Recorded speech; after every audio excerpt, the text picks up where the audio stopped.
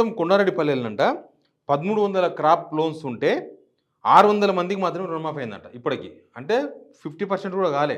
50% తక్కువ. 45% రుణమాఫీ అయ్యింది. ఇక సీఎం సొంతూరులో ఇట్లా ఉంటే బయట ఇంకా చాలా దారుణంగా ఉంటది. బయట 35%, 40% కూడా దాటలేదు. అప్పుడు ఇంతకుముందు అయినప్పుడు 30% అయింది. తర్వాత ఇప్పుడు ఈ మధ్య ఈ 3%, 4% కొద్దిగా పెరుగుతున్నట్టుంది. చాలా ఊర్లలో రుణమాఫీ కాని వాళ్ళే ఉన్నారు. రుణమాఫీ కాని వాళ్ళే ఎక్కువయ్యే అసంతృప్తి అంతా కూడా బయటకొస్తుంది. ఒకవేళ రుణమాఫీ ఎక్కువ మందికి అయిందనుకో, రుణమాఫీ కాని వాళ్ళు కొద్ది మంది ఉన్నప్పుడు ఈ అసంతృప్తి అంత బయటికి రాదు. గవర్నమెంట్ ఇది ఖచ్చితంగా పసిగట్టాలి. రైతులు ఎందుకు అసంతృప్తితో ఉన్నారు?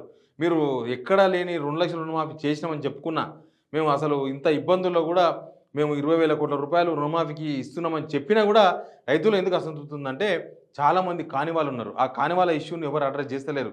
అగ్రికల్చర్ ఆఫీసర్లకు సంబంధం లేదు. వాళ్ళకు ఏం తెలియదు అంటున్నారు. బ్యాంకుల వాళ్ళైతే పక్కా పైసలు మీరు పైసలు ఇస్తే మేము రుణమాఫీ చేస్తాం. లేకపోతే మేము చేయమంటారు. ఏమన్నా లేకపోతే బ్యాంకులోళ్ళు గవర్నమెంట్ పంపకముందే చేస్తారా? చేయనీకి అవకాశం లేదు. కాబట్టి వాళ్ళు రుణమాఫీ చేస్తలేరు. ఇంకొక అసలు విషయం ఒకటుంది. చూపిస్తాం మీకు అది. ఇంకో ఈయన రైతు. గుర్తుపడుతున్నారు రైడా? ఇక్కడ రేవంత్ రెడ్డి గారు ఉన్నారు. మాస్క్ పెట్టుకొని కూర్చున్నారు. ఇక్కడ రైతులు వీళ్ళంతా. బాసర త్రిపురెడ్డికి పోతున్నారు. ఆయన మాట్లాడిండు. నేనే మిమ్మల్ని అప్పుడు ప్రతిపక్షం ఉన్నప్పుడు బాసర త్రిపురెడ్డిలా ఫుడ్ పాయిజన్ అయింది చూడు. అప్పుడు నేనే ట్రాక్టర్లు తీసుకుపోయినా సార్ మిమ్మల్ని. నాకే రుణమాఫీ కాలే. మా అమ్మ పేరు 2,25,000 ఉంటే 25,000 కట్టిండట. 25,000 కట్టిండు కింద మీద పడి. కానీ రుణమాఫీ కాలేదు. सीएम साहब को बात करने का है। हमारा बासर मंडल है, निर्मल जिला है, हमारा टिबल आईआईटी है। टिबल आईआईटी में जब जाते वक्त बॉर्डर से लेके गए, लापदी से आए स्कूटी के ऊपर, हम एक ट्रैक्टर को लेके आईआईटी में डाल दिए। टिबल आईआईटी में अभी तक कर्जा नहीं माफ हुआ साहब। हमारा है कि नहीं कर्जा आज कर तो कल कर तो बोले तो उन्होंने हम मतदान डाले, हम उसको बहुमत से निवड़ के लाए, तो अभी कर्जा नहीं माफ कर रहा हूँ। ये है कि नहीं अन्याय है साहब। अभी तो कर्जा माफ करो। हमारे अम्मा का नाम पे है 2,25,000 था, 2 लाख ऊपर के बंदी है। अभी है कि नहीं 25,000 बंदी है, 2 लाख रुपए कर्जा है, वो माफ होता बोले, माफ नहीं हो रहा। हमारे को कर्जा नहीं दे रहे मैनेजर साहब, हमारे को कर्जा नहीं दे। మేనేజర్ సాబ్ ఇస్తలేడంట. లిస్టులో పేరు లేదు వాళ్ళది. 2,25,000 ఉంటే 25,000 కట్టేసిండ్రు. 2,00,000 ఉంది. నేనే తీసుకొచ్చిన సార్, నాకే అన్యాయం చేస్తారా? నేనే మిమ్మల్ని తీసుకపోతే నా ట్రాక్టర్ మీద ఎక్కించుకొని పోతి కదా అని ఈ రైతు మాట్లాడుతున్నాడు. ఇంకా మొన్న కోదండరెడ్డి గారు ఉన్నారు కదా, రైతు కమిషన్, ఆయన పోయి జనగాంలో అనుకుంటా, జనగాంలో ఏదో మీటింగ్ పెట్టిండు. మీటింగ్ పెడితే ఆయన ముందరనే ఓపెన్గా మాట్లాడుతుండే ఆయన రైతు. చూపిస్తుంది అది కూడా. ఈరోజు కోదండరెడ్డి ఉన్నారు, అందరు ఉన్నారు. వీళ్ళ ముందర ఏం మాట్లాడుతున్నారు? వచ్చినప్పుడు నేను కూడా వచ్చా సార్. ఇక్కడ ఎంతమంది ఉన్నారు? ఆ రోజు కూడా ఉన్నాం సార్. కానీ నాకు 16 అక్టోబర్ 23 నాడు 2 లక్షలు లోన్ తీసుకున్నా సార్. నాకు లోను 2 లక్షలు మాఫీ అవుతుంది అని చెప్పడం ద్వారా నేను ఎవరిని సంప్రదించాలని అడగలేదు. ఆగస్టు 15 నాడు లిస్టులో చూసేవారు నాకు పేరు లేదు సార్. ఎందుకంటే కొన్ని మిషన్ ఏమైనా కానీ 2 లక్షల పైన తీసుకోవాలని తెలిసింది. అప్పటికి డిసెంబర్ 9 ప్రకటన వరకు 2,781 రూపాయలు డ్యూ ఉన్నది సార్.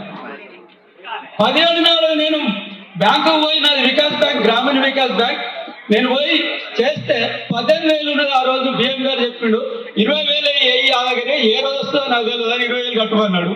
20,000 కట్టాం సార్. అప్పుడు మా డిఓ గారు చెప్పిండు నీ ఫస్ట్ ఇస్లా మీ పేరు వెళ్ళిపోతుంది, లోన్ మాఫ్ అవుతుంది అన్నారు. కానీ కాలేదు సార్. ఆ దృష్టిలో కొంచెం మీరు రైతాంగా అందరూ చాలా బాధపడుతున్నాం సార్. ఎంతో ఆవేదనతో చెప్తున్నాం సార్. చాలా మంది బీదన్నాం సార్. కొన్ని మిస్యూజ్ వల్ల ఎందుకంటే మీకు దృష్టి లేదు. మేము అందరం రైతులుగా కాకుండా మీ కాలు పిడుతూ వచ్చి మొత్తున్నాం సార్. మాకు మాఫీ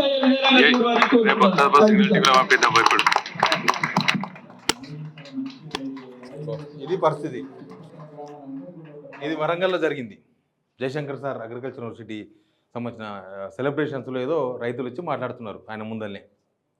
ఈ మాట్లాడుతూ కొద్దిమంది, కానీ మాట్లాడిన వాళ్ళు చాలామంది ఉన్నారు. బ్యాంకుల చుట్టూ తిరిగి, తర్వాత అగ్రికల్చర్ ఆఫీసుల చుట్టూ తిరిగి, ఇంకా మా పని ఇంతేనా, మా గాథ ఇంకా అయిపోయిందా రుణమాఫీ, ఇంకా మాకు ఎవరు సమాధానం చెప్తారు, మాకు ఎట్లా రుణమాఫీ అవుతుందని ఎదురు చూస్తున్న రైతులు చాలామంది ఉన్నారు. అందరిది ఇదే బాధ. ఎక్స్ట్రా మీరు చెప్పినట్లే, మీరు ఏదైతే ఎక్స్ట్రా అమౌంట్ మీరు కట్టండి, మీరు 2 లక్షలు చేస్తామంటే ఎక్స్ట్రా అమౌంట్ కట్టుకున్నారు అప్పు తెచ్చి. మరి మీరు ఇచ్చిన చెక్కులు ఎటుపోయినావో తెలుస్తలేదు, మీ బొమ్మ చెక్కులు.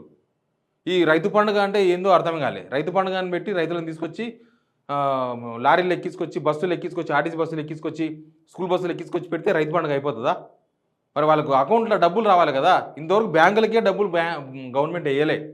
ఎప్పుడు వేస్తారో ఎప్పుడైతుందో ఏం కథనో కానీ పేరులో ఉన్న లిస్టులో పేరున్న రైతుల బాధ ఒకటి, అసలు లిస్టులనే పేరు లేని రైతుల బాధ గోస ఇంకా వేరుంది, ఇంకా దారుణంగా ఉంది వాళ్ళ బాధ.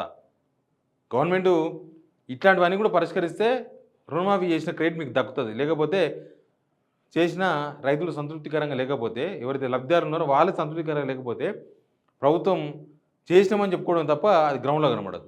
Please subscribe signal TV.